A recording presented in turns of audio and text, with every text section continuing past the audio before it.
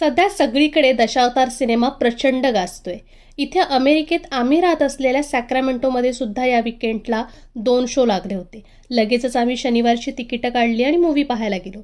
आमच्या घरापासून फक्त 5 मिनिटावरच हे थिएटर आहे।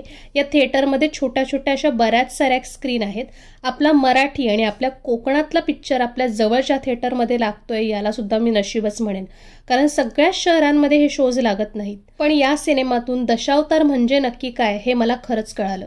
दिलीप प्रभावळकर यांच्या अभिनयाबद्दल तर काय बोलणार।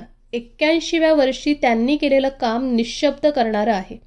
सिनेमाची कथा आणि त्यातल्या स्वानंदीचं गाणं आणि रोज जिला टीव्हीवर हास्यजत्रेत बघतो अशा प्रियदर्शनीला मोठ्या पडद्यावर पाहताना सुद्धा खूप भारी वाटत होतं। गुरु ठाकूर, महेश मांजरेकर यांचा अभिनय मला खरंच खूप आवडला। थिएटर पूर्ण भरलेलं नसलं तरी वरती बरीच माणसं होती। मी काही त्यांचं शूटिंग पूर्ण करू शकले नाही।